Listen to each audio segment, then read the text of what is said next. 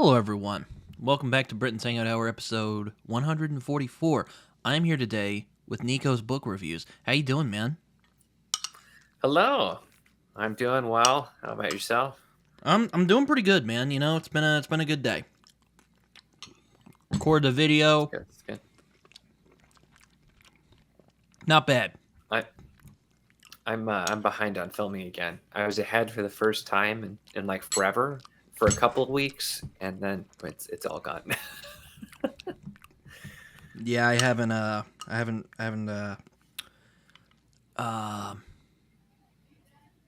yeah, I try to keep a consistent schedule. A lot of people are like, God, how do you put out so many videos? I'm like, well, stay consistent. Yeah. I'm usually pretty good. I haven't missed But one that can be a hard for while. people who have children and all that, or other Yeah, responsibilities, running around.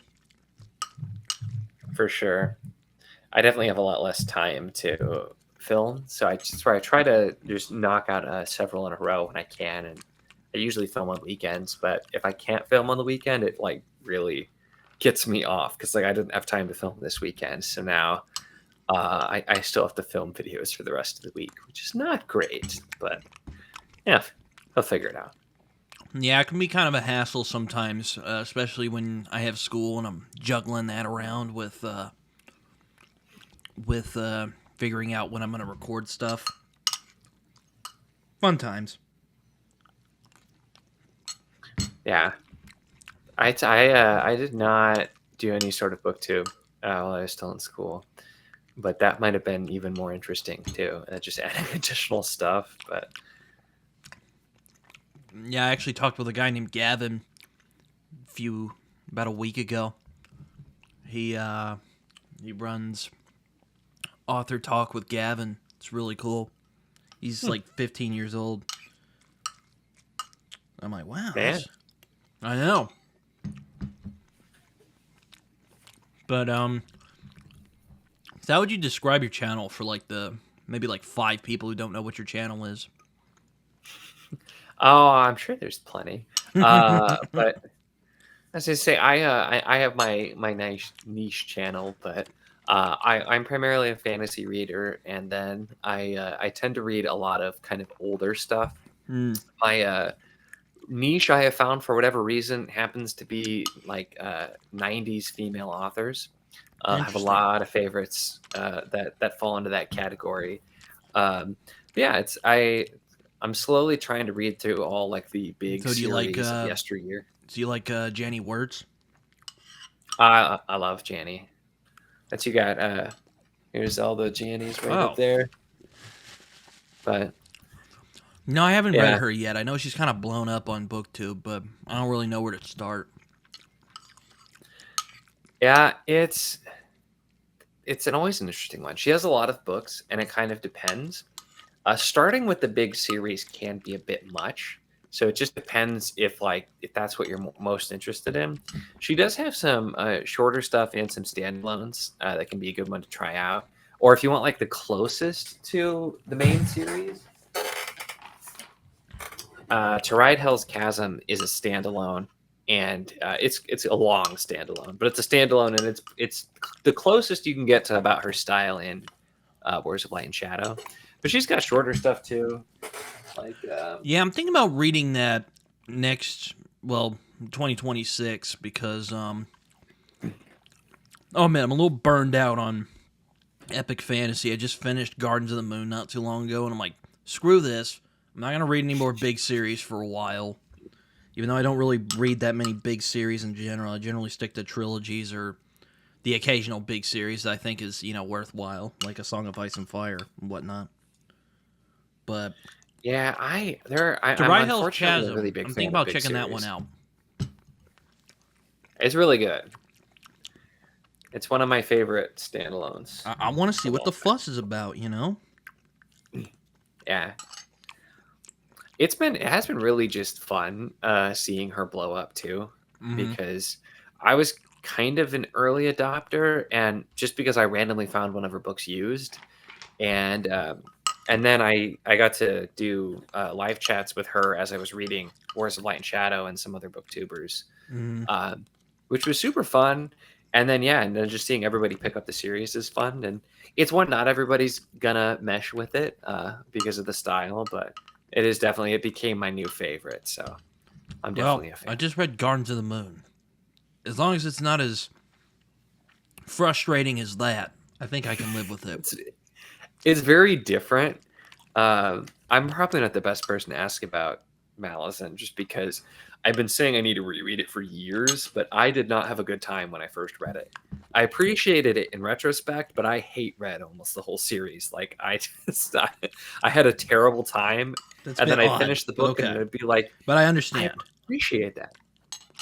Yeah.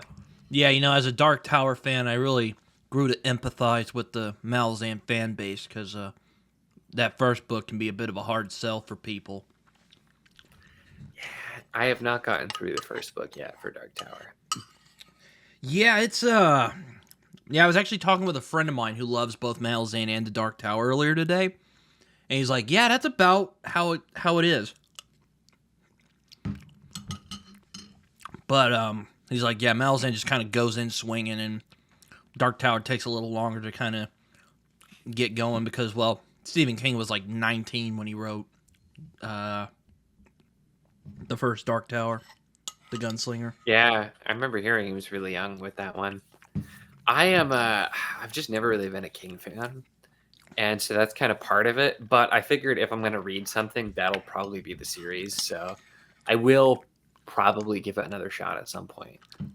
It's just not high on my list. I mean, that's not where I would start, but I have had friends who've started there, so go nuts. I read the new one nobody liked. The one with like the well. I'm drawing a blank on that. Fairy Tale. Fairy Tale? Yeah. I thought it was okay. Yeah, I haven't read a lot of his recent work. I happened to be given that one as a gift, so I'm like, I'll try it. And I don't know. I had a friend when I was younger who was just a massive Stephen King fan and told me like everything I ever wanted to know and more about every other Stephen King book. And so I feel like I've read a lot of his books without having to read, and it's just never really been my thing. But it's all good. Fair enough. I called it. She freaking knocked one of my books over. Get over here. Get on the ground. Cat attack. Yeah, no. Though I will be making exception because I started Discworld this year. I started the City Watch books, and I'm enjoying those immensely. Very nice. I don't know if you've read Discworld, but until this year I haven't read it, but it's been a blast. I've enjoyed myself immensely. Yeah, I for whatever reason decided to read in publication order, so I'm about halfway through all of Discworld instead of reading like the sub-series like everybody recommends you do. So you're a chronology guy. Yeah, I'm a similar way, but I'm generally the same way. But someone's like, hey, there's sub-series within Discworld, so you don't have to read it chronologically. I'm like, oh, that's sweet. Love that. So yeah, I'm just reading. I'm like, okay, which one sounds the most approachable? Which one do I think I'd be interested in? And I decided on the City Watch because I like cop stuff. That's a popular one. Yeah, it is. I think I think I have Jingo up next, which is one of the City Watch books. I think that's where I'm at. But I'm not 100% sure. It's been a little bit. The last one I did was The Hogfather, which was a good one. That's the Christmas one, isn't it? Yeah. Or I've heard it's related to Christmas. I've heard it's a Death book, which Death was the one I wanted to try first, but I was talked out of it and was told to go read the City Watch instead. Do I regret that decision? No, but, nonetheless, I still would like to try the Death series at one point because everyone's like, oh my gosh, that's the life-changing stuff. It is really good. It's like a lot of the Death books, though, there's lots of other plots. So it's not like just Death. So some people like want more of that, but you get a lot of miscellaneous stuff. But I've Though he does generally show up a I've couple enjoyed times in all of Men at them. Arms and Guards, so Yeah. he's not all. It's not all. You know. You'll see kind of throughout, for sure. And there are a ton of like running jokes that you'll get if you read in publication order, even though you absolutely don't have to. Um, but it's a fun time. I'm not a huge fan of the Rincewind books, or the other wizard Yeah, ones. I've heard a lot of people say that they just don't like. It's probably because Color Yeah, of Magic is kind of a like I technically never finished Color of Magic. I started there again, publication, and DNF'd it, and everybody says you're dumb, don't do that, and I did it anyway. And I almost finished it, and I had just put it down, and then somebody convinced me to just do guards first. And I did that, and then I'm like, all right, now I'm going to go back. But then I just started the next book, which recaps the ending of Color of Magic. So I never technically finished Color of Magic. fair enough. But I still got the gist. I'm like, honestly, that's fine. I'll That's be not a honest. good I'm book. glad I didn't read Color of Magic first because I imagine if I did, I might have quit and not come back. Which I've seen a couple people stopped for a do. long time. I've seen a couple of my friends do. So Yeah. that was why I was hesitant because I thought it would just be a bunch of dumb fantasy jokes the whole time. I'm like, that sounds dumb. I don't want to read that. For instance, like Death's horse is called Binky. I'm like, that's the stupidest thing I've ever heard. I'm not reading this. And then they were like, but no, there's depth. And I'm like, all right, fine. I'll read these stupid guards books. And then I finally did. I'm like, okay, fine. These are good. There's good characters. I like the way he writes. He's good at setting things. There's also some good commentary, and it's actually kind of funny sometimes.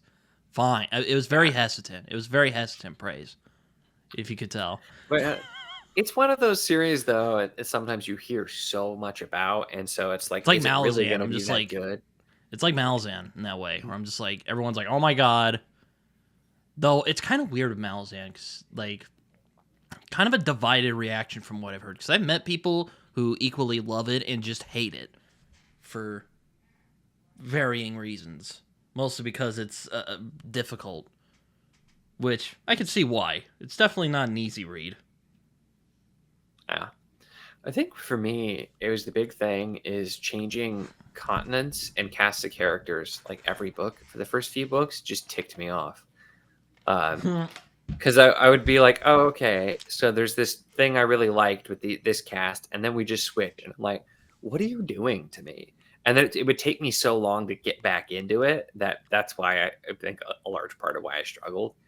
But it's one of those series, even though I had a horrible time reading it, I still think about several plot lines and like aspects of it years later. And it's been like 10 years or so since I read the series. And it's just like some things I just remember like I read it yesterday. So that's where like I appreciate the heck out of it in retrospect, but I didn't enjoy it. And I feel like I might enjoy it more now. So one of these days I'm going to reread it. But I'll have to see. Good luck, man. I just read Gardens of the Moon for the first time, and I'm like, what the hell was that? Pardon my French, I feel of like course. it'll help knowing what's going on. And it also is kind of irritating when they go like, "Oh, just wait till book 3." I'm just like, "Oh man, I only have so much time before I exit this mortal coil," you know? It's Now, well, in this world, you can switch get it away up with so it much. because there's sub-series within the series. So it's not like one whole big story, thank God. Yeah. But Malazan, that's the whole series. I'm just like, oh my God. And I can't believe there's 9 other books after that. I'm just like, oh my God. If there's... Oh, and Gardens is the shortest one by a fair bit, too. Yeah, that's what I've heard. I have my little airport copy, as I like to call it. Real small. Here it is. Oh God, I read the puppy. whole series with those, which also might be part of the reason I had such an annoying time because that is where then my again, I read the hatred of Loch mass market Lamora papers books, come from. and I just loved those. So well, except for the third one. Third one was not that good. I liked it, but it was not as good as the first two for sure. But I used to read the small paperbacks pretty often just because they were cheap. And I then don't over really time, like I them grew all to that hate them. much. Yeah. Sorry, I didn't mean to Well, try interrupt to you. read like the middle Malazan books, and it's impossible to do without destroying them. And I'm not a spine breaker, so it's so annoying. Yeah, I've seen at my local bookshop they have those little small copies, and I'm just like, oh my god. But then they're like, dude, Dead House Gates, it'll get a lot better, and I'm just like, oh my god, like why? I do think Dead there's House potential Gates. there. A lot of people, I bet a lot. I just posted my written review on Goodreads today. I'm sure a lot of people are gonna think like I hated it. Like I didn't hate it, even though I was tempted to quit the book a couple times. Like if it wasn't for Kruppe, I probably would have quit. I probably would have been like, screw this. I'm not doing this. This is dumb. Ah, so you're on that side. Yeah, I'm pro Kruppe. Kruppe forever. He Like I would read he a is whole like book one of the about that most guy. divisive characters. People either love or hate him for sure. I would read So, a whole book about that guy. Just saying. oh man, I will say Dead House Gates though is the book that has my favorite plot line of the whole series. That's what And I'm like told. a really good one. Or well, So not that it's your specific favorite plot line, but but I've heard it's yeah, like improves. Cause like look, I get that was his first book and like, it's gonna be rough. I got that. But like, oh my god, man. Like why do you got these towers shooting laser beams, man? And if freaking you magic puppets that show up. And these dragons that come out of nowhere. everything it's there's so much random stuff in there for sure. But if you want to really blow your mind, try Willful Child, which is his Star Trek parody. Oh no. Uh, I've actually heard of this. It is one of the most ridiculous things. I highly recommend the audio if you do audio. It's one of the most ridiculous things I've ever consumed. It was so absurd, but it was fun. The narrator killed it. So good. Yeah, I'm actually flirting with what do they call it? Immersion reading at the moment. I'm reading a book called A Brief History of Seven Killings. And it's in very heavy, like, Jamaican slang and patois. So I'm like, yeah, I'm going to just go for the audiobook on this thing. It's been very helpful. I've really been enjoying the experience. I think it helps me focus more, which is kind of funny because the reason I don't really do audiobooks is because I get distracted too easily. So there you go. Might need to do this immersion reading thing more often. Yeah. I have tried it a few times. I've never been much for immersion reading, but I trained myself to do audio by listening to The Wheel of Time, which I've read like a dozen times. So I That's another figured one. if I zoned out, it would be fine. That's another one. I've just been never felt the itch to read it. It's another one of the big ones. I totally get it. That was my favorite for basically forever until Wars of Light and Shadow took over. But so I'm a big fan. But it's one of the ones too where like not everybody's gonna enjoy it. It is less slow, long series, but man, I eat that up. I love my just expansive series where there's so much world building and stuff going on, and well, really enjoy that. You know what has that? The Dark Tower. What's that? The Dark Tower has a lot of that. I just have to get past Stephen King's writing. It's kind of weird because like the first book is this like weird fever dream of a book that he wrote when he was like 19, and then the rest of it is like in more of his conventional style that everyone knows and either loves or hates. I see you're on the not liking it side, which is that's fine. Yeah, mostly so, but it's one too. I have had some hot takes with some of like the really popular series because I also I never finished Song of Ice and Fire either. That's shameful. It's one of my favorite series of all time.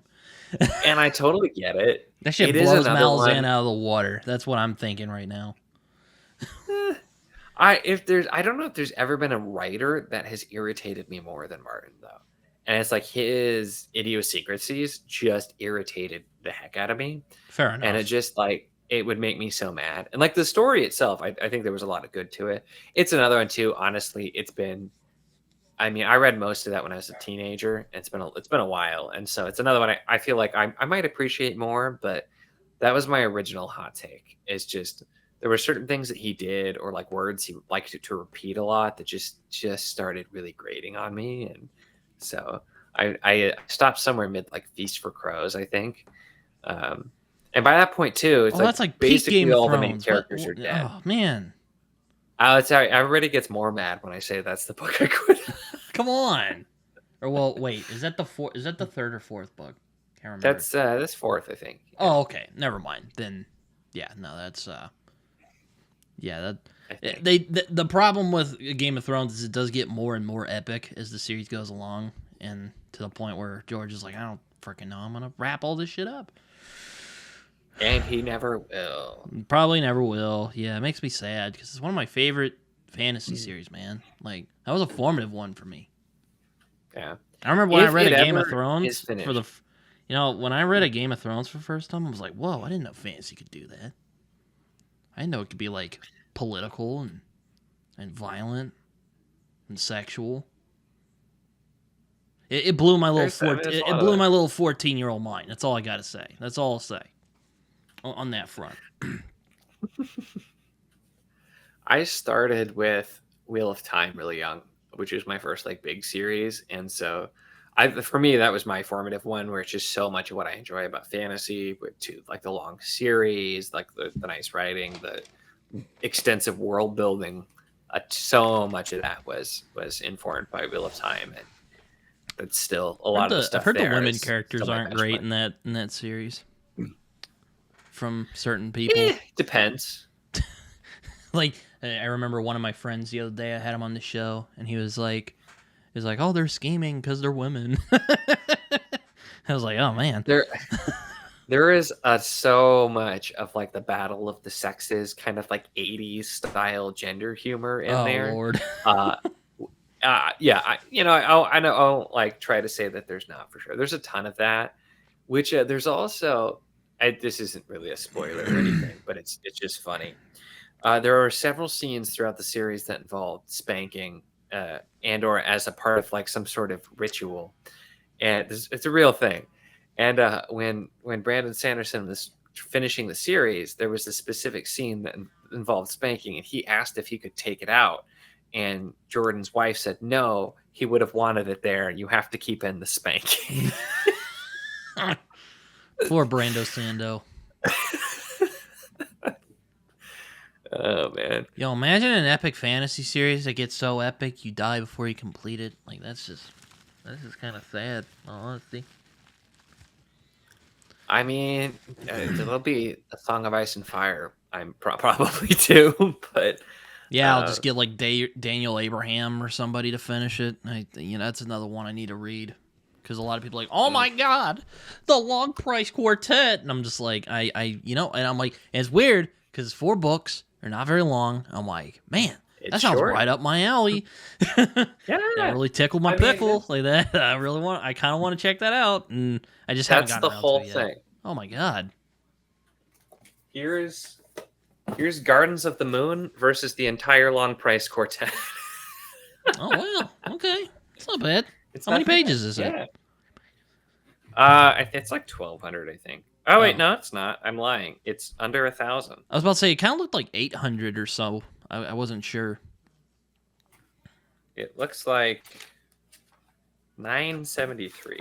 Now, granted, the text is a little small in this format, but who cared about formatting? They're all pretty short. Whoever cared about formatting? Well, you can't get this one anymore anyway. So. Oh yeah, then they like put it out of print for some for some reason. It was not a very popular series until Alan got everyone to read it. I mean, underrated fantasy series. Like that's my bread and butter right there. Like, I gotta check that out at some point. Have they re-released any like newer copies, or are they just like, screw this, we're done. We're not putting this out. There are lots of different versions of it. I don't know if they've done any new ones. Like Daniel Abraham, get out of here. Yeah. Well, and I mean, he's got his new series, and they're kind of focusing on that. So it's possible it goes back just if there's interest. But it's sometimes with those older series, it can take a lot to get them back into print. Um, you never know, but yeah, I was underrated fantasy series is also absolutely a part of this my stuff. I just tend to also go for a lot of the older stuff um, as well. Mm. But it is fun seeing like some of those series finally get traction because, like we talked about, Wars of Light and Shadow, like that's everywhere. I can't even really say that's like an underrated series anymore because I feel like before too long, people are gonna start saying it's like the overrated series just because they're tired of hearing about it, and it's done like such a 180. Like nobody had any clue Like, I didn't besides even like a know few who Janny people. Wirtz was, and I thought my Yeah, fantasy knowledge was pretty good, and then I heard about Janny Wirtz. I'm like, I don't freaking know who that is. yeah. I had never heard of her myself, and I randomly found uh, this guy. This is a trilogy of hers. I just found this in a used bookstore, and I'm like, that looks cool. And so I picked Very it up. 80s, looks very 80s and 90s. Yeah. Also, this is a much lower bar to entry than Wars of Light and Shadow. If you want to try something that's just a little I less was of a think I commitment. was thinking maybe try to write Hell's Chasm first because it's a standalone, but I'll keep that in mind. I'll keep that in mind. You know what? Yeah, there's some different options. Another one that everyone talks about that I'm kind of sick of hearing about. And this just oh, you still there? Still with us?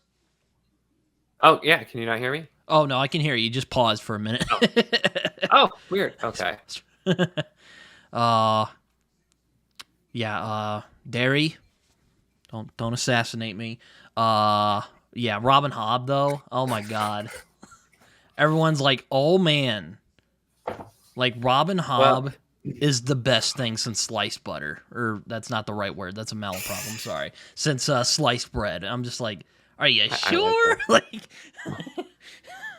So the funny thing is, the but I'm first just kind of like, nine oh books. man, can you like pipe down and then I'll read it and be like, okay guys, I read it finally. You can leave me alone. Yeah, Now it's nice that they're trilogies, so you can read them in snack bites. So that's nice. But we'll see. Hope to you can get to also them. just stop after 9. To be honest, the last 7 are not good. That might offend the Yes. diehard Robin Hobb fans.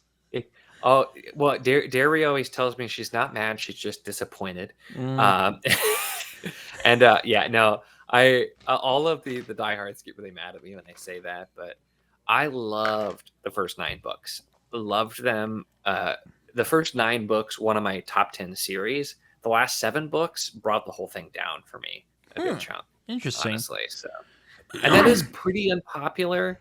Those ones aren't often as well loved, but yeah, I did not care for it. I've talked about it a whole bunch, but You were talking yeah, about that on with Janny Wirtz. I had a similar thing with like Cormac McCarthy because like I wouldn't say he was unpopular. He's pretty popular for the most part. Like a lot of people read him, but like he wasn't really a big thing on like BookTube. And then I came Hmm. on the scene, and he's like one of my favorite authors, and like everyone was talking about Blood Meridian. I think it was probably because he died, but it was kind of funny when I showed up, and they're like, "Oh yeah, Blood Meridian. This is actually it's a good book." Yeah, it's funny seeing that, and at least if it's something that you really like, it's Makes me kind of feel nice. But it's vindicated, also like, yeah, but you're like, I've been talking about this for years. I feel vindicated, when that happens. Yeah, Though, yeah, Robin Hobb, though, like, oh my god, like, okay, I'll get to it it is. soon. It is really good. I'll get to Uh, it. yeah. It's like, oh, it's an Well, intimate character study. I'm like, oh, that okay, like, I can do that. I like the sound of that. I love my yeah. intimate character studies from time to time. That one was too, because I tried the first book and I'm like, this is okay, and I wasn't sold. And then everybody's like, oh my gosh, it's the best thing ever. And so finally, I'm like, fine. So I read the second book, Royal Assassin, and I'm like, okay, this is amazing. I totally get it. And then like I was hooked. So I've been both, but I do tend to. I feel like the really popular series you always hear about, I always just feel like I'm not going to end up liking them. And I've had, obviously, we've talked about some already. I've had some really popular series that everybody loves, and I'm just like, nah, And so it's dog. usually the more popular something is, the more hesitant I am to try it in some ways too. I'm the So, same way, but then again, I love like Star Wars and Harry Potter, so I guess I don't really have a I don't have something to stand on. everybody has their thing. See, I'm not a Harry Potter fan either. Oh, you're not? Oh, okay. Me and Pete have argued. You know Pete from Ponderings of Pete. Yeah. Yeah, we've argued about if Harry Potter and Percy Jackson are better. Which, by the way, it's Harry Potter, so you could suck it, Pete. I would probably vote. I'd probably vote Percy Jackson. But, Yeah. Get out of here. No, I'm kidding. You're fine. No, that probably is. Also, I'm kidding, Pete. I should. You're a good guy. You what? I was talking about Pete. Oh. Sorry. You continue what you were saying. Yeah. I didn't know you were going to talk. Oh yeah, sorry. No. You're good. That came out wrong. I'm sorry. But yeah, I should like Harry Potter. I'm the right like age, demographic, everything where I should have been a fan. I don't know why. I just never was. Well, I didn't really get into it until after the movies were over, and then I'm like, all right, what's the whole fuss about this Harry Potter thing? And then I read it. I'm like, okay, it's good. Like, it's got good characters, and all right, yeah, it's pretty good. World building kind of sucks in it, but that's about it. That's about problems go.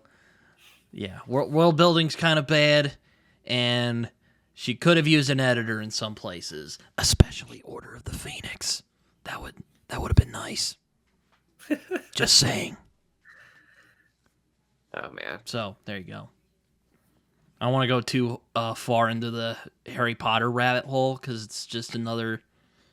Just open it up. But since you're not very interested in Harry Potter, we can move on from that. That works. So what other fantasy things do you enjoy? I mean, like for books or non-books, I don't do a ton of non-book stuff. I'm kind of boring. I mean, I do see. I think I could be wrong. It could just be a regular police box, but I do see. I think a TARDIS behind you. I actually just I was using that as a bookend for a long time, and I just moved it down here. Although I have not seen anything since the first couple episodes of what's his name who took over after Matt Smith. So I'm incredibly behind. Same. I would call myself a lapsed Doctor Who guy. Though again, I didn't really get into it till I was in like middle school. Like I watched a couple of the like David Tennant stuff. I'm like, oh, okay, yeah. And then I watched like the Christopher Eccleston stuff. And I'm like, oh man, this is fantastic. Which I have to lament every time I talk about Doctor Who. Christopher Eccleston, man, he was an underrated gem. I wish he had stayed longer. It's too bad him and Davies couldn't get along. Because that was a good season of television when that first season. Yeah. That's right. He was my first introduction to Doctor Who. And a lot of people got introduced either with Tennant or Matt Smith eras where it got really popular in the US too. And so like I get it. Everybody's got their favorite, but yeah, Christopher Eccleston was so good. And I do love David Tennant as well. Oh, I do too. Don't get me wrong. Tennant's great. Eccleston is just I would have loved more Eccleston for sure. I am absolutely like maybe like 2 or 3 seasons of him. I loved it. I would have loved it. And then get Tennant on there and have him freaking change the world. But no, it was not to be. I still remember you, Eccleston. I'll still fight for you. Well, so since you said that. Oh, look at that! Look at that! It's Eccleston and Rose. Look at that. Yeah, This is actually a piggy bank. It makes noises. I just haven't had batteries in this for a long time. I knew he would get along. We had a lot of not agreements. We had to have something. So yeah, if I recall, I think I saw you and Andrew talking about Doctor Who at one point. Because like Andrew's gone like balls deep. Like he's seen like old Doctor Who. I have not seen old Doctor Who. So well, actually, that's a lie. I have seen like an episode or 2 of old Who, but I've not like actually watched many of the old Who's. They're out there. I've seen bits and pieces, but not like a ton. But yeah, he's a hardcore fan. He's done like a bunch of the audio dramas and stuff too. And Oh yeah, my buddy Zach actually gave me one of the audio dramas for Eccleston because he knows how much I really enjoyed the Ninth Doctor. So I was like, thanks, man. Appreciate you. yeah, I might have to try some of those at some point, just because it'll be nice hearing Eccleston play the role. So Yeah, he was great. I like that he was more kind of reserved and sometimes jaded, but there was still that whimsy there and that kind of quirkiness you'd expect from the Doctor, but it was a little more muted than a Tennant or Smith. Great as they are, I enjoyed them a lot. Even if I thought Matt Smith's run was really convoluted in terms of like the season wide plots, because oh my god. we are on exactly the same page with Doctor Who. So That's like awesome. 100%. I love this man. That's great. I did like them too, but yeah, I'm just like, Moffat writes great episodes, but when he was show running, it just was not. It all got a little bit crazy. So that's where I am curious to see what Davies is doing back in the driver's seat. But I'm so behind that I got to one day catch up. But I do remember that first season with Capaldi. I remember really liking when I went back and watched the whole thing because it was actually pretty solid. I liked how it kind of came together, but I didn't watch the other ones because I was kind of jaded with Doctor Who at that point. And I agree. I kind of view Doctor Who in the same way I kind of view the X-Files. I like the individual episodes a lot more than like the story arcs throughout the seasons. I don't know if you feel the same way, but it's like stuff like Blank or like, Vincent and the Doctor kind of stick out to me more than. Yeah. There's sometimes, because even some of the Russell T Davies stuff got kind of weird when you're looking at like the overall ones. Well, sure, yeah. It's always been sort of a goofy show, a little bit campy, but there's a lot of heart, and a lot of really good moments in there as well. And yeah, some of those episodes stand out so strong. Like Blink is a big one for sure. Yeah, Blink's kind of a good one to recommend for like new people. I find. Like, just give that one a crack, and if you're not, like, sold on the concept, then forget it. You're not going to get anywhere. At least in my opinion. I don't know. Yeah. It can be a show that, especially if you're not used to it or you don't really know what you're getting into, it can be kind of weird just picking it up for the first time. You're like, what on earth is this? And so it can be an interesting sell. It's like, what are those weird tin cans running around with the little like laser pistols? Like, what's that? What are those? That's clearly a guy in a tin suit. Cyberman. Did you ever watch Torchwood? Oh, I love Torchwood. Such a good show. I actually met James Marsters years ago at a local con, and I'm like, hey man, really love Torchwood, and he got real excited. He was like, I really like that show too, and we just hit it off over Torchwood. It was great. James Marsters, he's a good guy. He's probably excited to not talk about Buffy and the Dresden Files, but you never know. I've not consumed any of those things, so. I couldn't get into Dresden, and I've always meant to go and try Buffy, but I never really watched it. I had a buddy who was showing me, like, he was one of the audio clips the other day of like a sex scene. I was just like, oh my god. Boy. Oh, what? Oh boy, yeah. Oh, I thought you said what? I'm like, oh, did you not hear what I said? Oh no, unfortunately, I heard.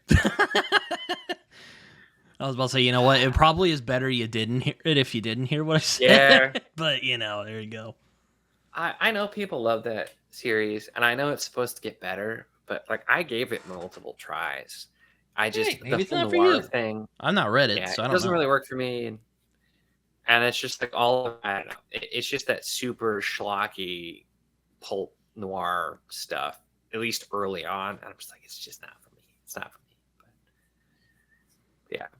Torchwood 2, I feel like, was underrated, though, as like the more adult Doctor Who. But I had a couple of friends for years. We would order pizza, and we would always order it under Torchwood as like a nod to the first couple episodes of that show, where that's how she finds them, and One so of it just my like became a running joke. one of my favorite moments of the series is like when Jack goes off to hang out with the 10th Doctor and he's gone for a while, and it's the whole master when the master comes back. And the gang are just kind of lost without Jack, and they're chasing the blowfish alien around. And they see this old lady, and they're like, "Oh, did you see a guy speed past here? Looks kind of like a blowfish." She just points, and they take off. She's like, "Bloody Torchwood." I'm like, "That's fantastic." I love this show. Okay. That was a good show. Kind of petered out, unfortunately, which that kind of sucked. But there was still some. Yeah. There were still some like strong moments, like But yeah, it just kind of petered out, I thought. They did, yeah, because that last this U.S. produced season was kind of weird, but it wasn't terrible. But it was yeah, they went like the first two seasons were strong, but then they did like the mini series with Children of Earth and then the Miracle Day, and it just kind of like seemed like they didn't know where they wanted to go with it. Yeah, they just kind of dampened it. I was like, come on. Though I am a little biased. Jack Harkness is my favorite companion. I just enjoy him a lot. He's a lot of fun. Yeah, Jack is great. I mean, John Barrowman, that dude's like a walking charisma bomb. It's ridiculous. This is true. Yeah. I also really like the Doctor and Donna season of Doctor Who when Catherine Tate and David Tennant were just frickin' off the rails, and it's like, this is great. I love this. Like, even episodes I shouldn't have liked, like The Unicorn and the Wasp, I'm like, this is so good. Like, writers were cooking. It was a needed change. Yeah. Like, writers having were just the on it, companion. man. Yeah. Well, Catherine Tate's fun, too. And, like, because she's done a lot of crazy comedy stuff over the years, and so going more the comedy route versus just having another companion that's like in love with the Doctor, I think it worked really, really well. Yeah, and they're more like bros than Yeah. Bros where they're like pining over each other, and you're like, oh my god, just kiss already. Yeah. Have you ever seen Catherine Tate's comedy stuff? I have not. I've wanted to. I think I've only seen one where she's like dressed. Either it's her or it's David Tennant in drag, and they're dressed up as like an old like school teacher or something. I've seen that. It was pretty good, but I've not seen any other. Yeah, there is one there. It's some of it's kind of all sketch shows I feel like are kind of hit or miss, but she's got some good ones.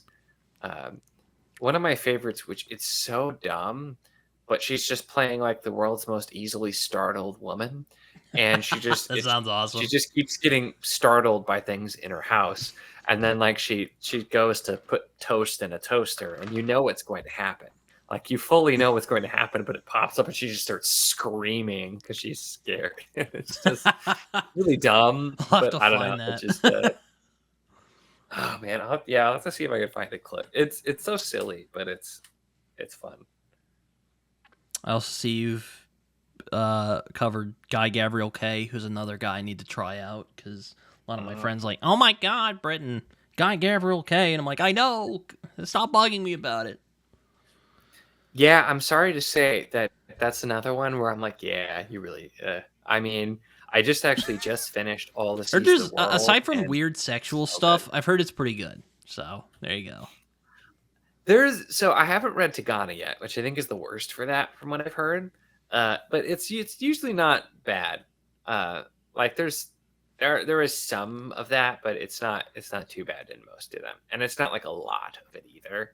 But apparently Tagana is the worst with that, and I haven't read that one yet, and I'm okay with that. But all of the ones I've read, I've really enjoyed. Even like my least favorite are still like leaps and bounds above a lot of things. Wait, I thought you said you had an unpopular opinion about Guy Gabriel Kay. It sounds like you like him a lot. Oh, no, I just meant like I can't be like, yeah, you don't have to read Kay. I'm like, I'm going to join in with everybody telling you absolutely should. Oh, okay. Yeah. I was about to say, you sound like you liked it. Yeah. No, I love Guy Gabriel Kay. Lions of Alrasan's the first one I started with, and it's still probably my favorite novel of all time. Yeah, I've noticed that. It's often the first books you read that are your favorites. I don't know. There's a lot of that with him too. I feel like it's partially he likes to explore some similar things in his books, and so sometimes it never hits harder than the first one. But that book is just so good, and I've just immensely enjoyed. Like I actually just finished one of his today, and yeah, fantastic. I'm gonna read another one next month because I just can't get enough. I just don't know where to start. Again, even though I know it's like mostly standalones, like I'm thinking maybe just say screw it and go with Tagana, but I don't know. A lot of people are like, oh, Lions of Albrasan. I'm like, I don't know, maybe. It is really good. I've had a lot of people say either Lions or A Song for Our Bone to start with. Yeah, those two are usually the ones people tell me to start with. Because I'm like, maybe I'll just say screw it and go with Tagana. And they're like, no, Britton, don't be silly. That one has the weird sex stuff. So, they're like, no, Britton, don't be silly. Read the Song of Our Bone or the Lions of Alrasan like a normal person. I'm just like, okay, sorry, damn. I just heard that was his best one. Yeah. Brightness Long Ago is also really, really good. Isn't that his new one?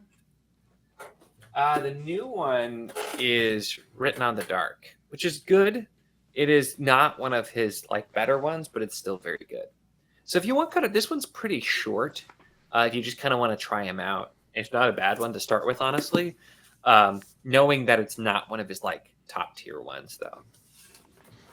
I also see on your YouTube channel that you read Blood in the Mist, which I also read a little earlier this year. I quite enjoyed it. I thought it was a very, very charming book. I liked it a lot more than The King of Elfland's Daughter, I'll put it that way. I have not read that one yet. I am kind of curious, but Blood in the Mist was such an interesting experience. It was kind of charming. I read the entirety over quite a long time of that to my at that time like newborn daughter in fun voices, and I feel like that added a lot to me, especially because the one character who has just the most ridiculous curses, he's always going like, oh yeah, suffering cats and stuff like that. So that was a fun way to do it. But yeah, that was a really interesting one. I like reading things like that, and while I was not like one of the people who like absolutely loved it and was like, this is amazing. I'm like, I was really glad I read it. It was really I'm the same way. I'm like real glad I read it. I don't know if I'm in love with it as some other people are, but I thought it was a very good book. I was a bit discombobulated because there was a printing error in my book, so I had to like jump around. Oh no. Yeah, that sucked. I looked at one of the other copies. I'm like, okay, maybe it was just that one copy, and I looked at it and it was, and I was like, just my luck, I get the one that has the printing error, that's wonderful. I don't believe in like throwing books out, but I'm like, I might need to throw this book out at some point or sell it somewhere. Yeah. Damn. But I've had that happen to me twice. Once with The Gathering Storm, the Wheel of Time book, one of the later ones, and then once with The Way of Kings. With like misprint ones where there was a chunk missing and then a chunk repeating. So just Tor, I guess, for me. I also see you've read J.L. Odom's book by Blood by Salt as well, which I've been wanting to read for a while because a lot of people, that's actually one where I'm actually interested in it because so many people are talking about it. And also she's also from Oklahoma, so that's I got to support the fellow Okies, of course. Fair enough. But I want to read that book at some point.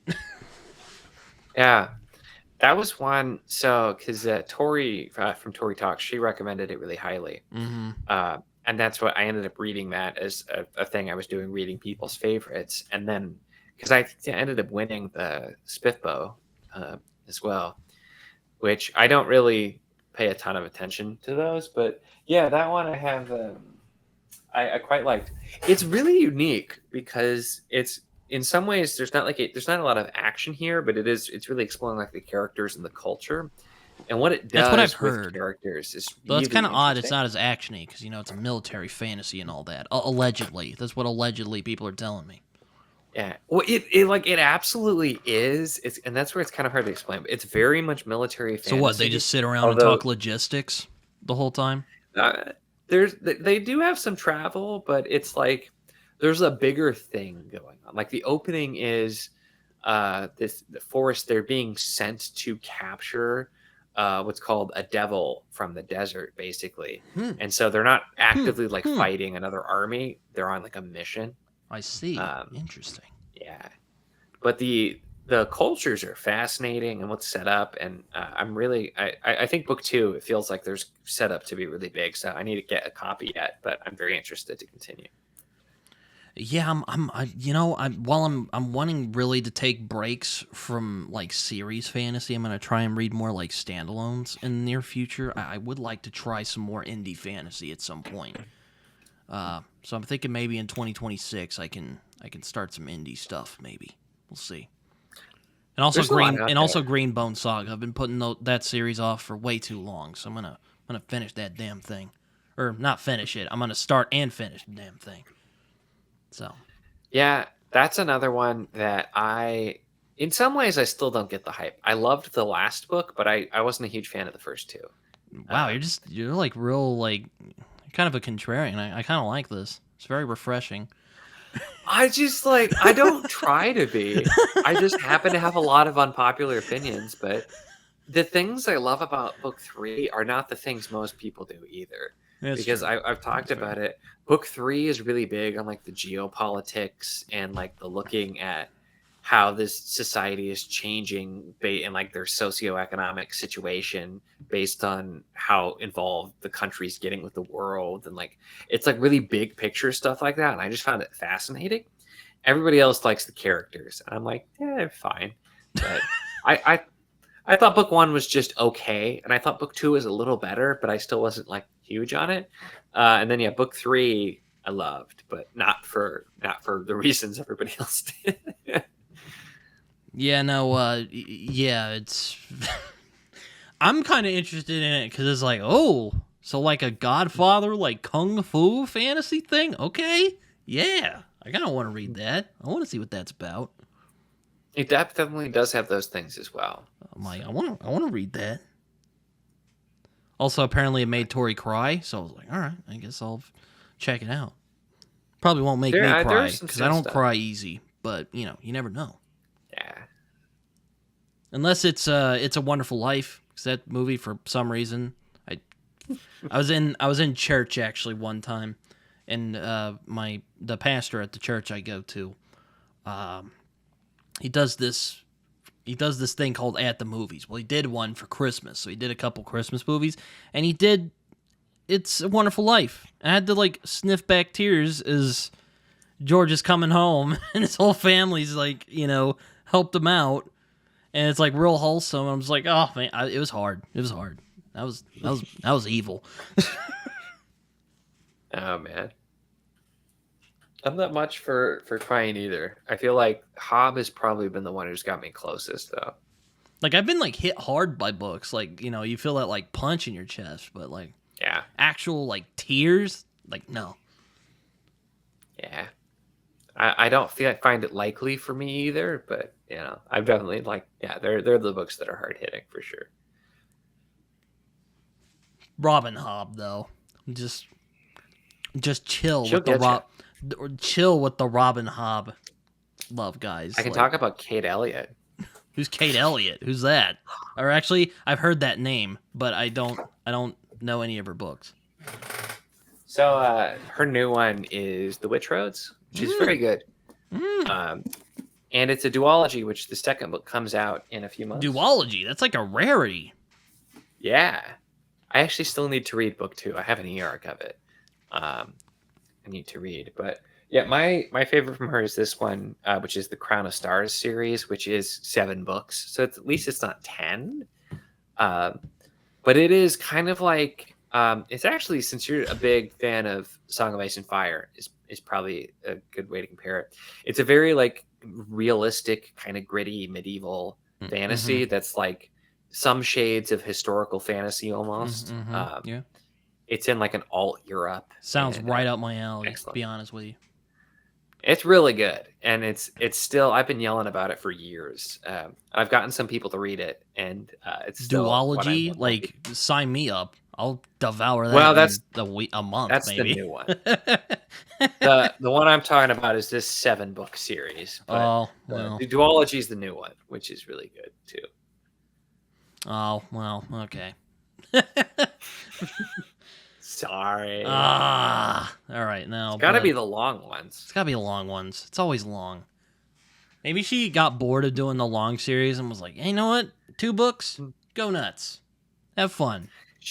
She's done a lot of her newer stuff's been like novellas, which I think has become kind of popular in the fantasy space of late. That's another thing that bothers me. The frickin' like side novellas in between the books drives me crazy. Because it's like, I don't want to read these novellas in the middle and then they bring it up in the next book and I don't know what the hell they're talking about. Just stop. Just stop. It's like your little homework. Yeah. I'm sorry. I'm just cursing here and you're like this like real like low key, like quiet dude. I'm real sorry. You're totally fine. I'm just I feel comfortable ranting about stuff that irritates me to you for some reason. It's all good. So, but like apparently, like Christopher Rocchio with the Sun Eater guy just does it all over the place, and it's like just like, oh my god, like stop, stop with that. I think he's got one between like all of the books, but that was another one. Since you're just determined to slowly bring up all of my hot takes, I didn't like that series either. I'm trying to. Yeah, I read the first 2 books and the first novella, and it's just I quit there. I get why people like it, but it was not for me. Okay, well, you know, I've thought about checking it out, but I'm like, like, again, like, I'm not really into, like, the big epic series, you know? With exceptions, of course, you know? Song of Ice and Fire, you know? It was going to be 7 books. I don't know if it's going to be 7 books now. It's probably just going to be the 5, unfortunately, because, you know, George. Maybe. But, it, you know... And nothing against the like big like epic series, like that's fine. You go do your thing, man. Like you make that cheddar. It's just, you know, I like the trilogies. It's a nice, compact little thing. Yeah. I could read. Oh, I get it. I'm a big fan of a lot of the big series, which is why it's so nice and refreshing to have some like shorter and smaller ones too. Just because you can't always have everything be the big series, or you just don't have any time. Yeah, I mean, I also see you've tried Roger Zelazny, which I've wanted to try Roger Zelazny for a long time. I just don't know where to start with him. And I'm like, oh man, Chronicles of Amber. It's like 10 books. It's like, they're real short though. I'm like, oh, okay, maybe I'll try it. I don't know where my copy is. I actually just read the first 5 books, which it's actually 2 5-book arcs. Yes, that's what I've been in told. That series. Yeah. Those are. So I did the first 5, and they are just one of the strangest things I've read. They're so odd. I do recommend reading them close together. It's a good one to binge. But it's like, yeah, they were odd, and another like really interesting experience. I am curious to try the back half as well. And then I have a Lord of Light from him too, which I've heard is crazy. Which I think that's a standalone. Yeah, I had a friend who quit that book. He's like, it's too many ideas. I'm just like, whatever, go away. I've heard it's crazy. So I have other friends who like it. So I don't know. I kind of want to try his like weird Sherlock Lovecraft thing that he did. It was like his last book, A Night in Lonesome October, I think is what it's called. I've wanted to try that for a few years. I've just been putting it off, you know. Yeah, I don't know why. I guess I'm in a like testy mood today because I'm just pissing off everyone. Like I'm hoping like Derry doesn't like send me a bomb in the mail and I get like a little note and it says Fitz sends his regards and it just blows up in my face. Just That would not be fun. Don't do that. I just say I feel like maybe she'd like knit one or something and send it, but I could see her doing that. But she's too nice to actually harm anyone. Maybe it's maybe I instead of an pushed her actual buttons, bomb, it'll so. be like a bomb of confetti, and just like the whole Robin Hobb series see of that. books. She's like, have them all. I'm just like, oh, I'm overwhelmed. Oh man. I say Janny Wirtz does actually have a little knitted bomb with a big red F on it, and she'll throw the F bomb around occasionally. That's awesome. Oh, that's Yeah. funny. No, but yeah, no. I mean, I look, I have nothing against Robin Hobb. I don't know the lady, but like they talk about her a lot on BookTube, and I'm like, okay, I get it. A lot of people love her. Apparently, she's real good. Can I read these other series before I go into the Robin Hobb direction? And like, no, you have to read Robin Hobb as soon as humanly possible. And also, while you're at it, go read Sun Eater. And oh yeah, while you're doing that, you should read Malazan, which I finally got around to Malazan, and I was kind of iffy on the Cards of the Moon. Yeah. Well, there's so many of those, and that's where like I'm slowly making an effort to get all to those big series, and I have been for years. But it's so hard, and then there's always more stuff, and then you're always gonna, as soon as you read something, then somebody's gonna yell, "Oh, but you need to read this one." And I've had that with like I'm reading like an author or a series, and they're like, "Yeah, this is really good, but you need to read their other series." Oh, and I'm man. like, "Calm down, I'll get there." I've joked about that with because Stephen R. Donaldson, just to throw another author at you, who wrote Yeah, Thomas I've heard of Covenant, him. the I've always Unbeliever. been hesitant to try out like what was that Thomas Covenant. I'm like, that just sounds like edgelord, Lord of the Rings stuff. But then like the fans will come out and be like, no, it's more than that, So we'll see. Maybe one day. That is one where it's very divisive for a few reasons. And Heard it gets there's a couple of people. very SAE at points. There is fairly early on one particular scene, and honestly, it's very tame by modern standards. Because I mean, the book was first published in the early '70s, so it's actually, it's like people make it sound terrible. It does happen. It is, though. It's not done just like gratuitously or anything like that, and it is actually really, really relevant to the overall story. But the character is also just one of the most unlikable characters you'll ever read. And so a lot of people struggle because it's like, I don't want to read about this guy. And that's completely fair. Doesn't have like there's that. A couple of It people doesn't in have the Discord. humor of like a Joe Abercrombie where it makes these otherwise unlikable characters entertaining, fun to read about. He is not likable at all. Damn. But it's like the contrast. He's this just terribly like angry person, and he's in this like fantasy land that's just vibrant with life and all of these good people and stuff. Didn't he have leprosy or something? Yeah. Which like that's what. Why? Which hey, if I had leprosy, I'd be pretty pissed off too. Be honest with you. Yeah. And that's like he has leprosy, and it's like again, and like it. Did he have leprosy before he went to the fantasy land, or after he went to the fantasy land? Before. Oh, so yeah, that's kind of a big part of it. Is he's like this isolated person. Everybody around him they want nothing to do with him because they think he's going to give them leprosy. Because this is 50 years ago, 50 plus years ago, this is written. And at the time, there's a lot more misinformation. And so his body's like slowly decaying, basically, as has the leprosy. And he goes to this magical land where everything's full of life and vibrant and magical. And it pisses him off, basically. He's like, it's just like it's being rubbed in his face, this super healthy world where everything's perfect and beautiful, because his life is so terrible. And that's kind of where it starts out. I was talking about the Jade books. I see them behind you now. I do have those. Yeah, that's funny. So yeah, they're back there. Like I said, I did like the third. I really liked the third book. I was not crazy about the first two. So there's still another one, which That was the thing too. I I'm kept really hearing hoping I about the like them because series. I have a lot of friends who enjoy them. I'm just like, I want to like this, so we'll see. We'll see how it goes. Yeah, And plus, like the it's hype gonna has take a kind of while died to down a fill it. little bit, so I'm like, okay, I'm gonna dive right in. It's gonna be good.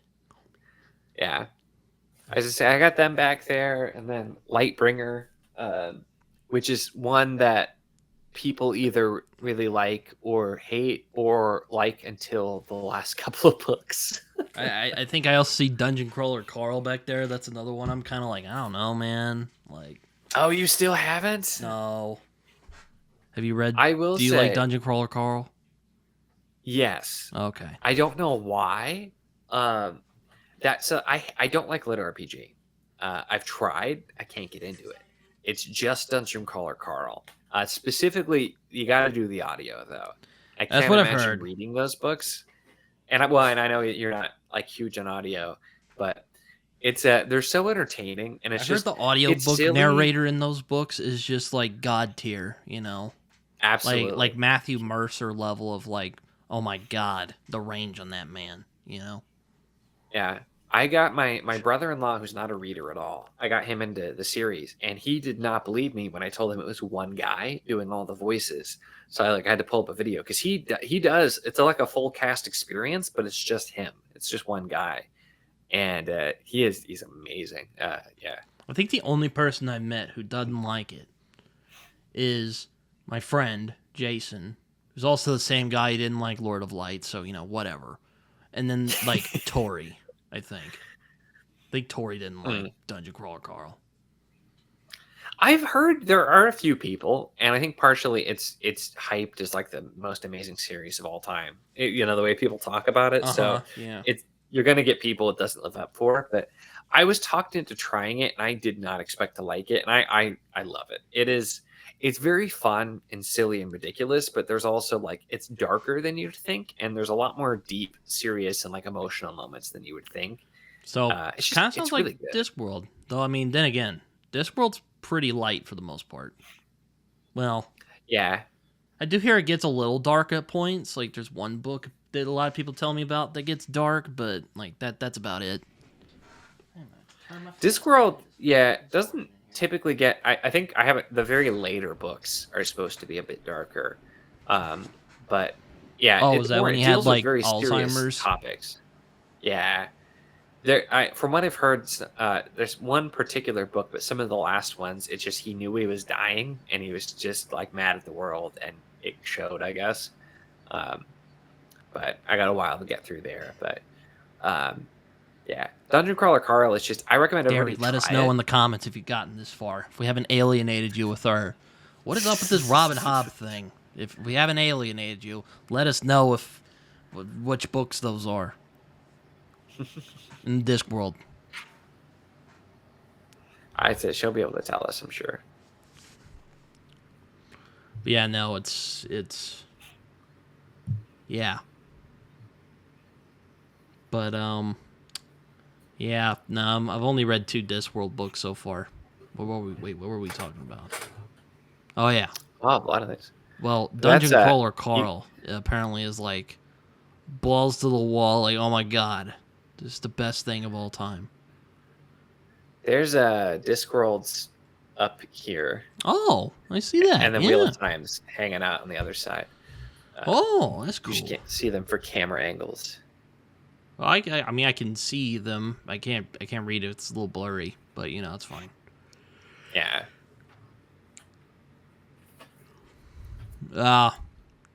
I also see. I thought I saw, Black Tongue Thief. That's another one I've seen a bunch of people like, and I just don't get it because I read it. Because I read it first. I read the first page and I was like, yeah, I'm not feeling this. And then I read the whole book and I'm like, I shouldn't have tried it again. I didn't care for it. I liked it, but not nearly as much as some people. I thought it was fun, but I think I gave it like a 3.5 stars. And people really loved it. I haven't read the second one yet because I did enjoy it. I heard the second one is like Human, great. I'm just like, man, I don't know. it's supposed to be like way darker and like none of the humor, I think, too. Yeah.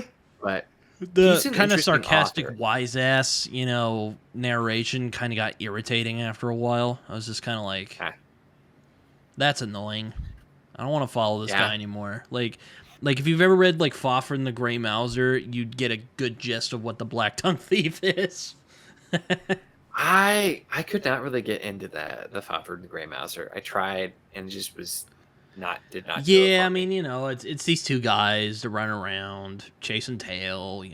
I can see how that can alienate some people nowadays. I know Tori was like, wasn't good. And I'm just like, Yeah. I'm not surprised, but whatever. You do your thing, Tori. We still love you, or I do anyway. Niko probably agrees with you. I'm definitely more on her side on that particular series. I thought they were fine. It's just I don't know. They're kind of, and I know part of it is they're supposed to be. They're kind of just like shallow stories. There's just not a lot there. Like, and I like a little bit more. So those were just kind of not really for me too. But that was a friend of mine, Liam.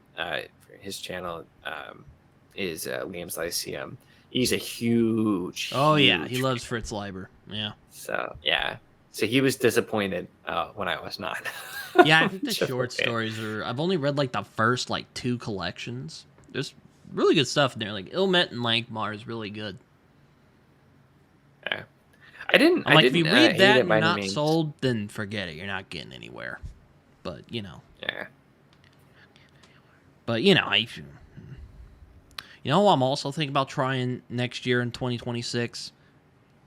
Who is another kind of booktube darling at the moment for whatever reason, Adrian Tchaikovsky, because a lot of people are like, oh my God, Britton. This happens recurringly on my channel and also just between friends of mine and I. And they're like, oh my God, Britton, you should read this thing. I'm just like, okay.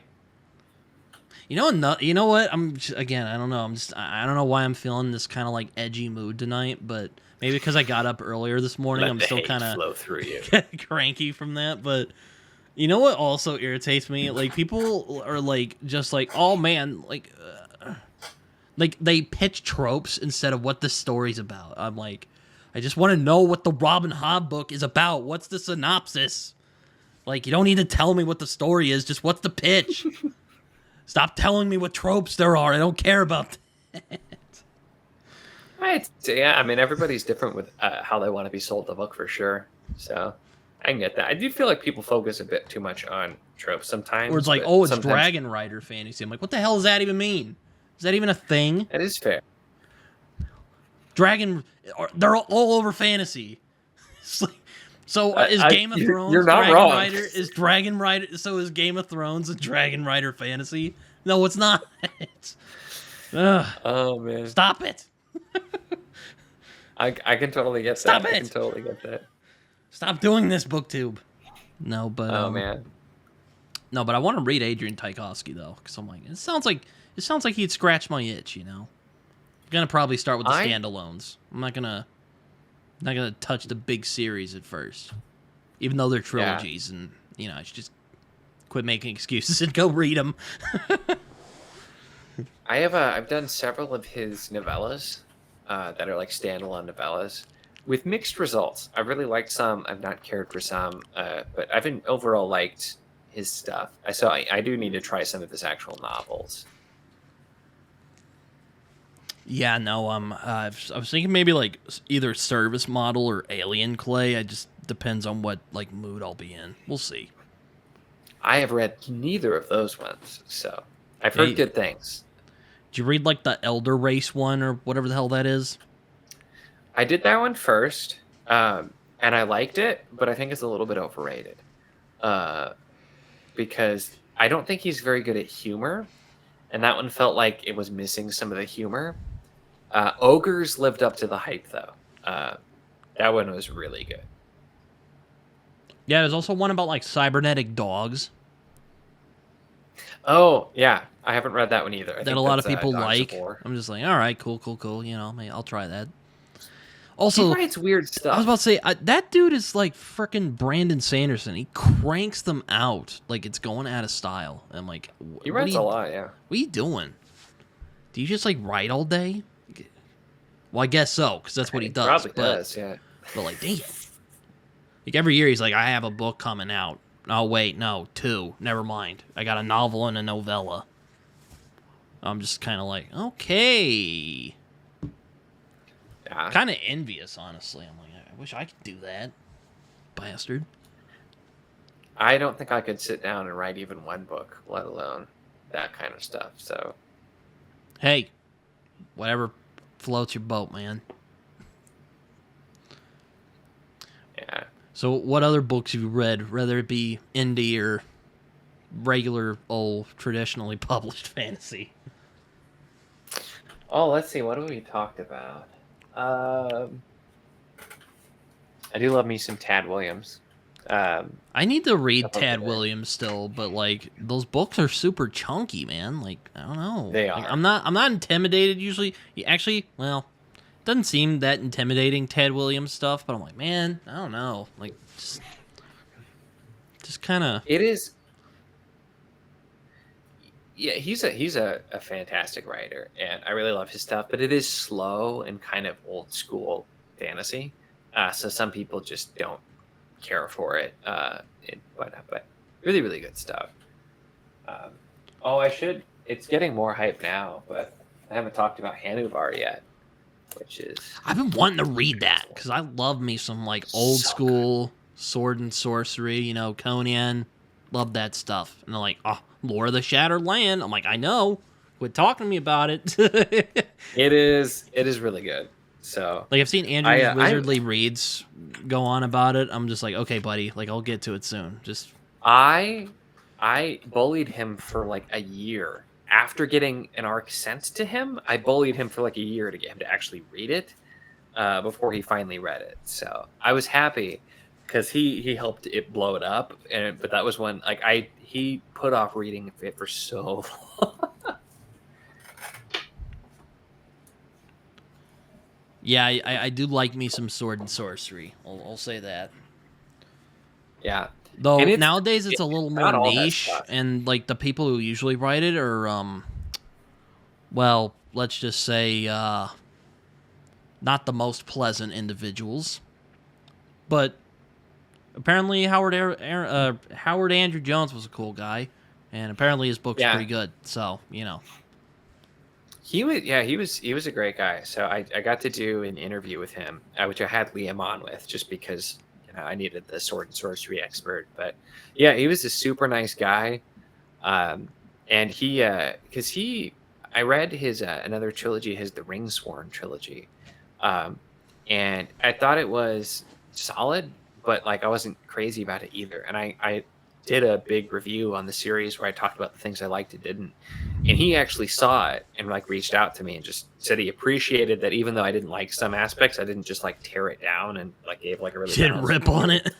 And yeah, well, like, I thought that was cool of him Were people ripping on it? I don't know, but I kind of wonder. But it was funnily enough, that trilogy was very much inspired by Zelazny's Amber. Huh. So it had some weird stuff in it.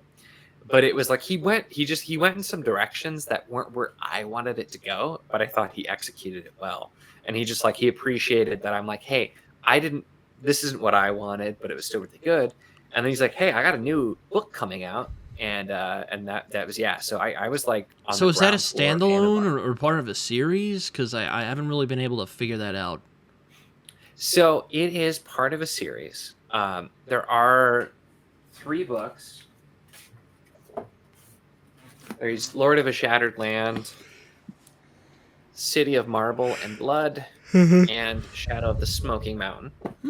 And that is a complete arc. It was supposed to be 5 books. There may or may not still be more. But after the 3rd one came out not long before he passed. But it is a complete arc because I think he knew it was coming, so he made sure that it was a good ending point. When are you gonna do that one, George? You bastard. I'm still salty about that, by the way. Fair enough. Still a little salty. It's just, I can't believe this.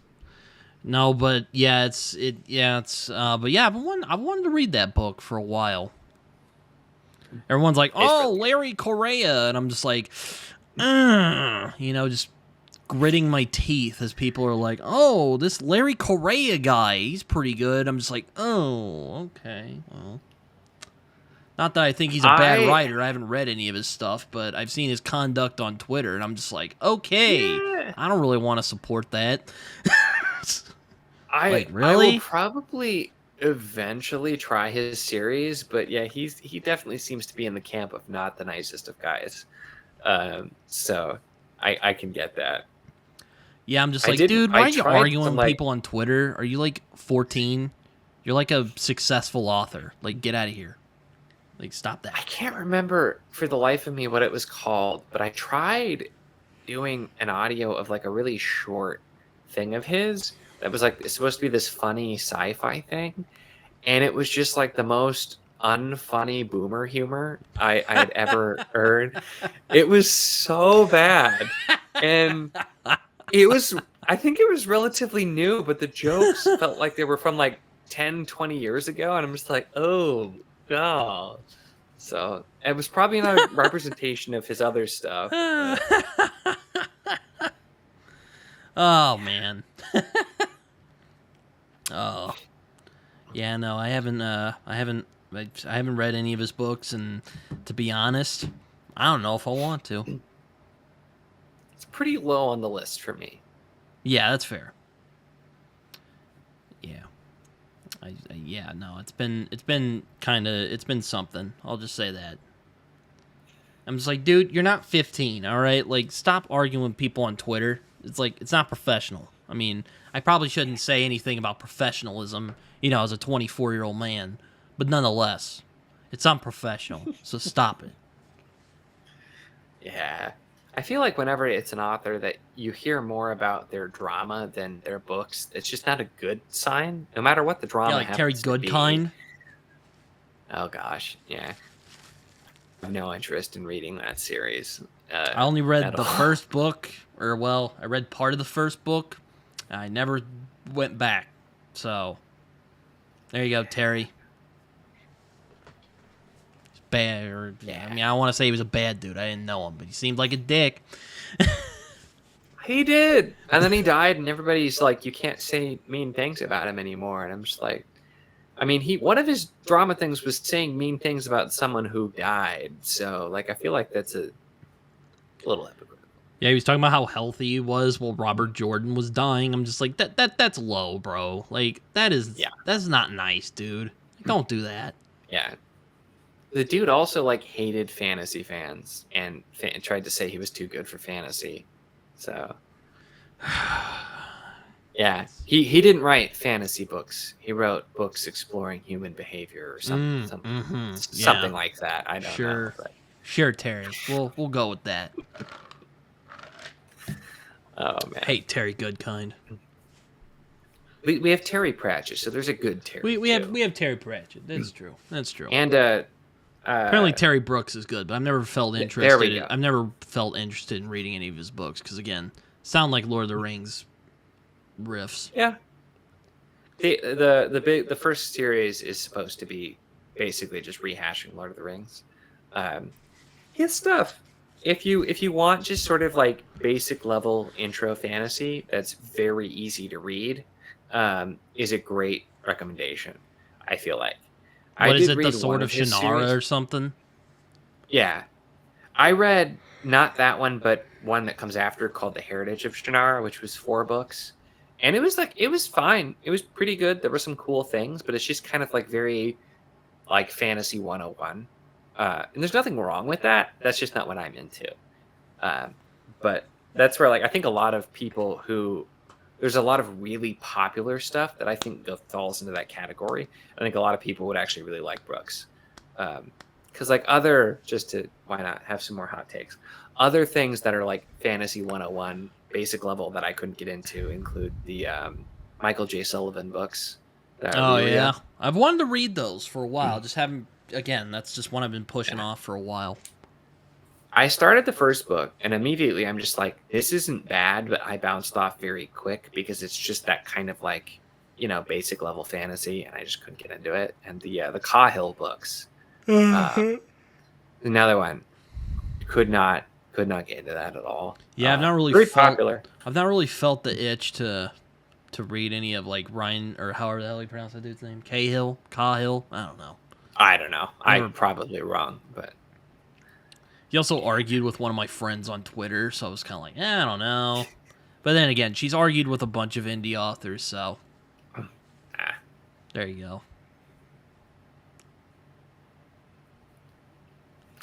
I suppose. Here's the thing. I generally am hesitant with authors who like get defensive about like criticism. Like I'm just like, come on, dude, don't do that. It's gonna drive away readers. Yeah, I mean, I feel like you have to. It can be kind of a weird space with indie too, because I know and I'm friends with several authors, especially that I found through their work. But I've also had like the awkward thing of somebody who I'm on friendly terms with sends me their book and I don't like it, and I have to tell them I don't like it, which is rough. But I thankfully have been quite lucky where I feel like almost all of my interactions, people have been really cool about it. But it's still not always super fun to be like, hey, you're awesome, don't like your book. Oh, sorry, I don't know why I'm yawning all of a sudden. But I always find a nice workaround. I just am like, hey, you want to come on my channel and talk about your book? And they'll usually be like, yes. So there you go. That works. I was gonna say I've done that before where I'm just like I'll still have somebody on, chat with them, and talk about their book, and I just won't mention that I didn't particularly like it that much. Like I still posted a review. Like if you go find it, you'll know. But just like if I still want to talk to you because you're still cool to talk to, then yeah, it's totally fine. Yeah, I mean, nothing against, that's the thing. It's like nothing against those people. It's just, it's sometimes book don't land. Yeah. There's one book I read the Amazon sample to by a guy who I'm reasonably friendly with. And I just started reading it, and it was just such like cookie cutter, like awful dialogue. Awful dialogue. Like the frickin' it's like He-Man levels. Like nothing against He-Man, but that level of cheese. And I was just like, yeah, no, I'm not going to like this. Well, I didn't put it down. Yeah. I just was reading the Amazon sample. I'm like, yeah, I don't think I'm going to pick up that book. Sorry, man. I don't think I've told him. But yeah, I won't name him, of course, because, I don't want to shame him like that. And hey, maybe some people will like that type of thing. But I was just like, this is like such cookie cutter fantasy stuff. Like, come on. Well, some of that stuff tends to be really popular, and I think sometimes people just like get elves and like, oh yes, we wiped out the thing. It was just like, oh my god, this is painful. All right, like, are you serious right now? Like, the editor thought that was okay. Like, what is this? I've seen a wide spectrum, and I don't even honestly remember what it was called, but I've tried to be better about sampling things before accepting. I used to just accept review copies all the time, and I got some bad ones that way. I got some really good ones too. But I've tried to be better at sampling. And there was somebody pitched their book to me, and I'm like, this sounds kind of weird, but let me try the sample. And I actually like died laughing. It was so bad. And I did not tell them that. I just kind of nicely said, I don't think this one's going to be for me, but thanks for reaching out, and like did that. But it was like next level, and I just never, I don't know, like it was something else. And I've been pretty lucky because I've had some where I'm just like, but I'm a lot choosier with what I accept anymore, just because I don't have time to get to the ones I already have. But also I try to like find a good fit, because I've also read plenty where I'm like, this is fine, it's just not my thing, other people would probably like this. And that's where like knowing your audience for when you're trying to get people to read your book, I think is important too.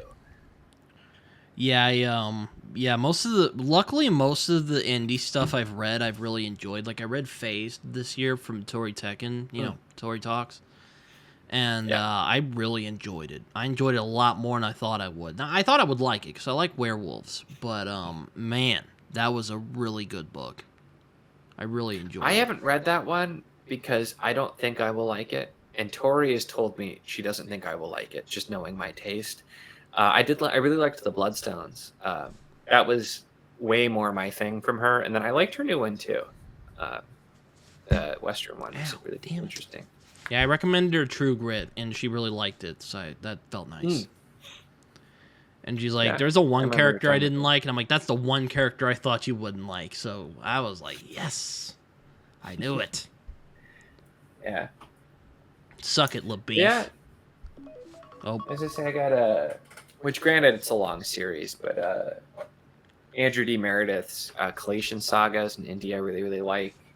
yeah, I read Thrice from him last year. Mm. I remember liking it, but I was discombobulated a bit because I read it on my phone, and Ooh. I generally like physical media, which I appreciate the e-arc. I appreciate it, Andrew. It was very kind of you to give me that, but it was just kind of like, just threw me off a lot.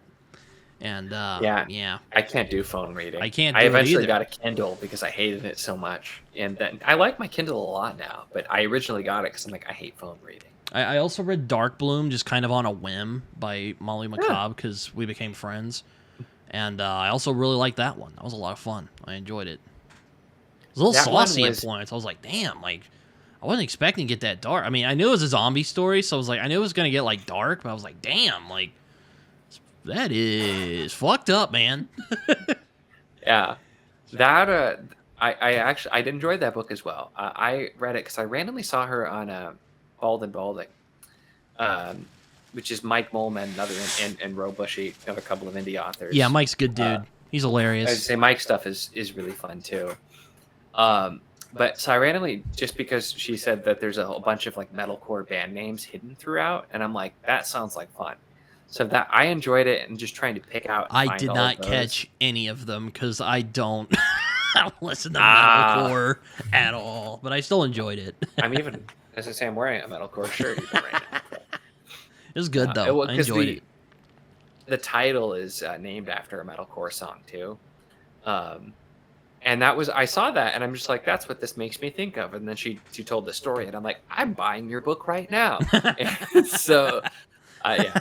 But I read it with my wife, and my wife's big complaint was that it wasn't spicy enough. She wanted that. So polar opposite from me. That's so funny. That's so funny. I'm like, well, it's a zombie apocalypse. Like, what do you expect? Turn to some 50 Shades of Grey type of stuff while they're trying to survive? Like, get out of here. No, it was good. I enjoyed it. It was a little saucy at points. I was like, fun. damn, okay. Like, really getting Yeah. it. That was definitely not my normal kind of thing, but I enjoyed it. Had a good time with it as well. Yeah, no, it was a good book. It was very solid. I enjoyed it. I'm hoping maybe I can get her on, not this very show here, but hopefully on my channel in October when spooky season arrives, so we can talk about it. Probably a fitting time for it. So there's got to be a sequel coming out at some point. Yeah, she's actually putting out a novella soon, but it's not to do with Dark Bloom. Thank God. I'd have been. I was about to. I would have thrown a tantrum if there was a Dark Bloom novella in between Dark Bloom and the sequel. But it's a standalone novella. I'm like, yes. Oh, but you know. Oh, so here you go. Here's indie, and involves a Here's novella. the novellas. So, Oh, well, that's why I didn't want to read Cahill. duology. That's why I didn't want to read Cahill's stuff, because there's like frickin' novellas in between them. I'm like, I don't want to read that. Yeah, It's a hassle. this is the Book of Astea. The first book is Reven Earth, and then Sundered Moon. I love these Ooh. covers. Yeah, those covers are Pretty nice. short. Yeah, this is a duology, and then when you're done, there's a prequel novella that Oh you my read God. after. And look at, but Okay, it's optional and it's after. And look at the dinosaur. Come on. that is a nice. Is that an actual dinosaur? Or is that just a tree that looks like a dinosaur? It is like a dinosaur tree thing. Huh, that's Yeah. weird. Okay. Yeah, he's got dinosaurs in here. My friend really cool. AJP would love that. He freaking loves dinosaurs. Like that was the thing he was. That's what he was trying to sell. That's how he tried to sell Malazan to me, because he's like, bro, it's got dinosaurs in it, and I'm like, I'm not really a dinosaur guy, but okay. Like you don't see that every day in your fantasy novels.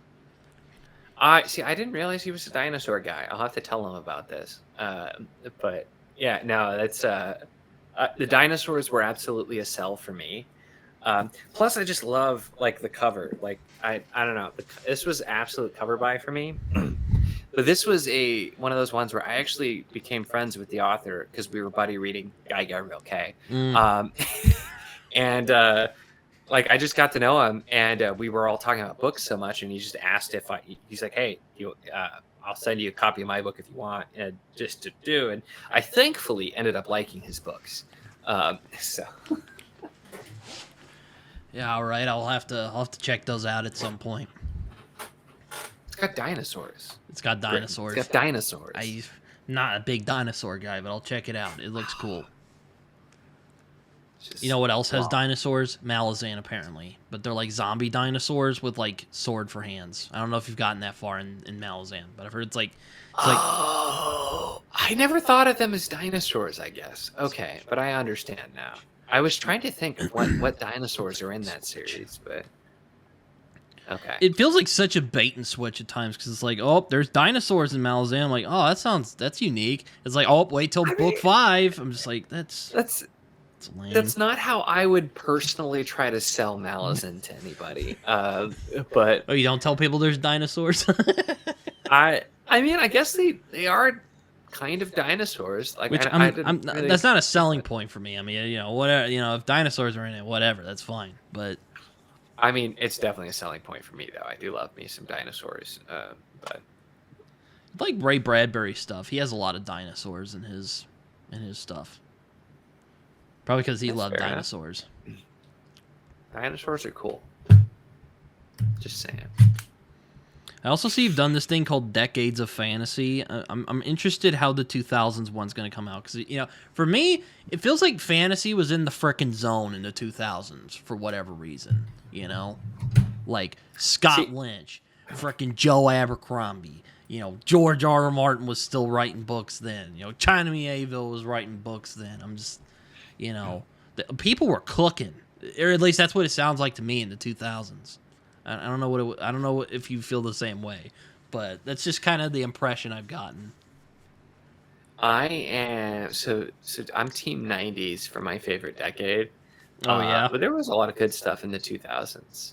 I was trying to pull up my sheet here, which is very poorly organized. I think this is 2000s, but 2000s has some good stuff. You had Lies of Locke Lamora, The Demon Cycle by Peter V. Brett. I liked it. You had a lot of Mark Lawrence's early stuff. Sanderson had a ton of stuff. Faithful and the Fallen, Lightbringer, the Jade books, Lycanius.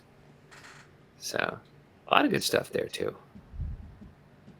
It is the decade Sanderson and Sanderson's stuff took over, though, which is not necessarily a good thing. Are you a fan of Sanderson, or are you just kind of like, eh?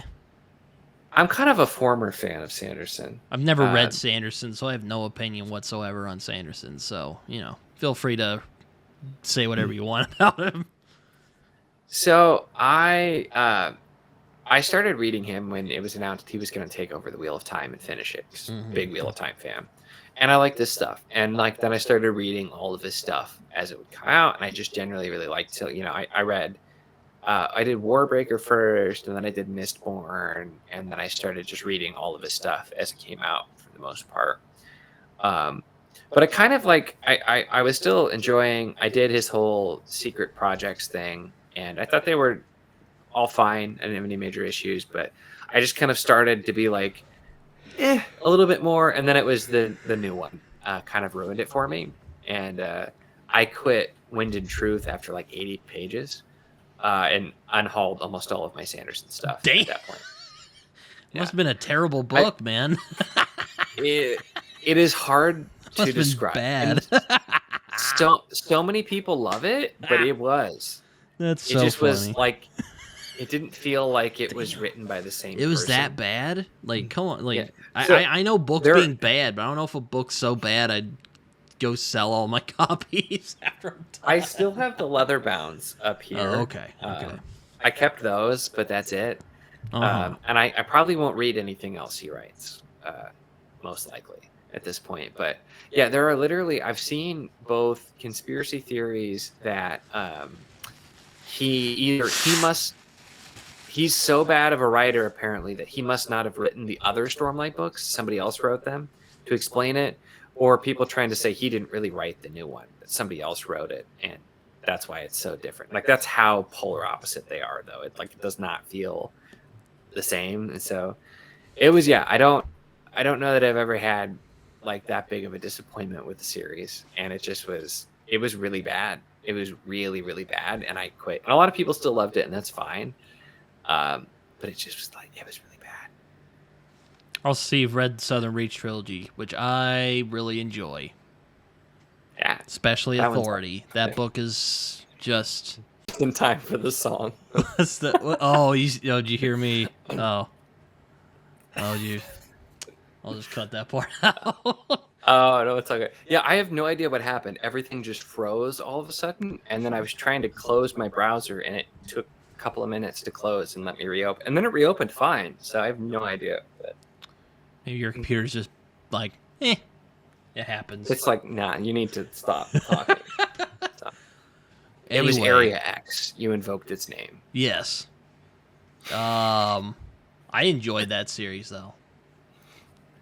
I liked, I think, Annihilation the best. That's what a lot of people say. But I'm one of those weird people who likes Authority the most, because, like, I don't know, like, how often do you see, like, a science fiction, cosmic horror, like, spy office drama? Like, you don't see that often. I haven't seen I did enjoy them. But yeah, I definitely know that. I know that Annihilation is a lot of people's favorites.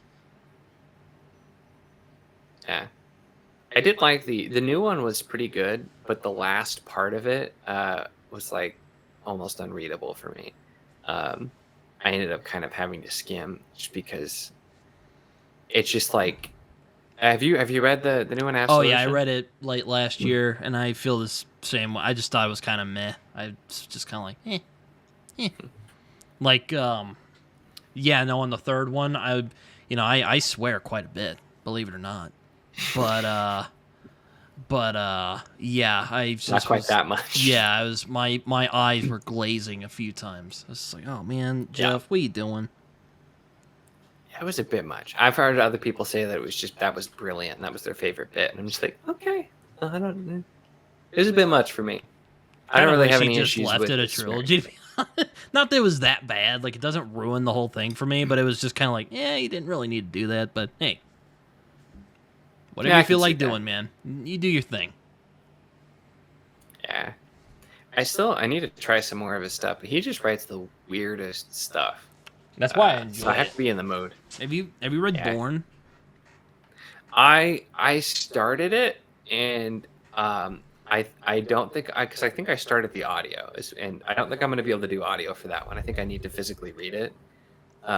It was just too weird for audio, but I think that'll be the one I do next. And I have his whole ambergris behemoth. I haven't read Ambergris yet. I'm kind of nervous it'll be too much like Baz Leg, but hopefully not. We'll see how it goes. Also, if you want to under-talked about fantasy, Baz Leg by China Mieville. First two books are real good. The third one's kind of a letdown, but, I still think it's worth it. Yeah, that's an author that I have another one that's been on my list for a long time to try some of his stuff. I've heard divisive things about the Book of Elsewhere, or whatever that book was called he did with Keanu Reeves. Yeah. I haven't really looked into that one a whole lot. I know it was kind of, because it's, the well-known name, and then Keanu Reeves too, but I'm just like, I don't know that that's something I care too much about. Yeah. Anyway, we've been going on for a little bit. We're going on for a minute, I should say. Yeah. And I don't want to hold you hostage here, but I'll probably wrap this up here. So it's been fun. No, sounds good. It's been fun talking hot takes. We've had a lot of them between us. So. We've just been scorching so many things in books. It's so fun. But anyway, you know what? Actually, I'll ask you when I'm done here. Actually, because my dad was asking me something earlier because I was doing this evening. But anyway, Niko, thank you for coming on. Yeah, thanks so much for having me and hanging out with me for a little while. As I like to do before the end of these things, if you have any social media, feel free to share and just go nuts. Yeah, I mostly just have the YouTube. I'm technically on some of the other stuff, but I never check it or use it at all. So you can find my channel, Niko's Book Reviews, here on YouTube. So if you if I didn't turn you off completely with all the hot takes, or you're interested in any of the miscellaneous older fantasy stuff you may see, I am always interested in under talked about stuff. So I will definitely look in your channel more. I'm really bad at keeping up with other booktubers that aren't like John Minton and who else do I watch on a regular basis? That's sad. It's hard to keep up. It's hard to keep up, man. Mm-hmm. Like John and Tori and Philip. It's there's so many. Yeah. But so that's about it in terms of your social media. Yeah, that's pretty much it. I have a Discord server that Andrew and I run. So you can find me around there. But yeah, I'm not really much of a social media guy, so I'm not really around for the most part. Fair enough. Well, I hope you guys enjoyed this. This was fun. Well, until next time. See you guys later. Oh, let me just